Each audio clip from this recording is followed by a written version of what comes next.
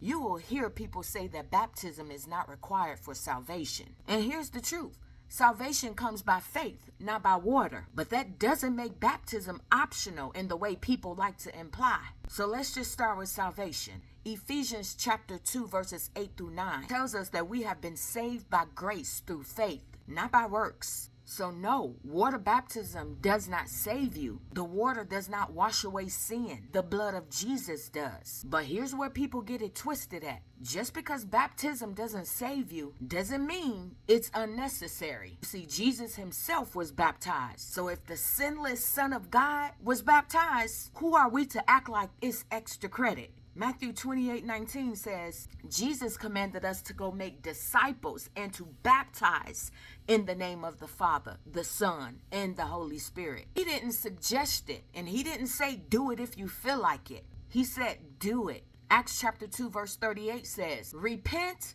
and be baptized. You see, repentance deals with the heart. Baptism deals with obedience. Baptism is not about earning salvation. Baptism is about public alignment. So if you declaring that the old me is dead and you identify with Christ's death, burial, and resurrection, then you need to be baptized. And that's exactly what Romans chapter 6 verse 3 through 4 teaches. Yeah, so many people like to bring up the thief on the cross. He wasn't baptized, and Jesus said he would be in paradise. Listen, that only proves one thing, that God is not bound by ritual, but it does not cancel obedience for the ones who can obey it. And here's the real issue. People don't reject baptism because it's unbiblical. They reject it because it requires submission. Listen, obedience has never been popular. Let me just make this clear. You are saved by faith in Christ Jesus. Water baptism does not save you. But if you are saved and refuse baptism out of pride, fear, or rebellion, oh, that's a heart issue. You see, faith that refuses obedience, that's not bold. It's incomplete. You see, baptism doesn't replace faith.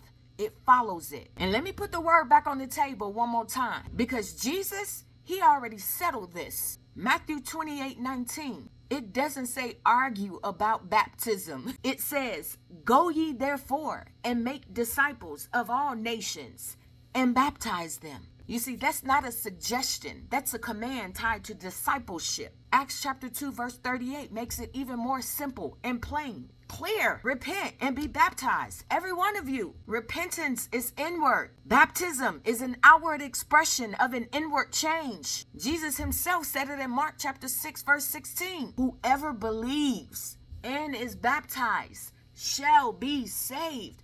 Where y'all be getting y'all theology from? From a Cracker Jack box? Notice the order? Believe first, then be baptized. You see, faith that refuses baptism is unbiblical. Listen, if you're a believer in Jesus Christ and you believe, then you obey. If you follow Christ, then you should submit to the instructions. And if Jesus said believe and be baptized, it's settled. We don't edify it to fit our comfort. And stop believing these doggone Bible scholars who talking all of this knowledge but don't actually live the word.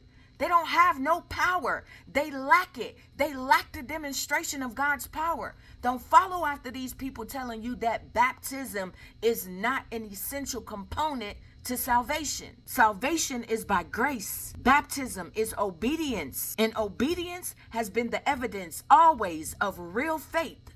And that ain't tradition nor religion. It's scripture. Yep, I said it.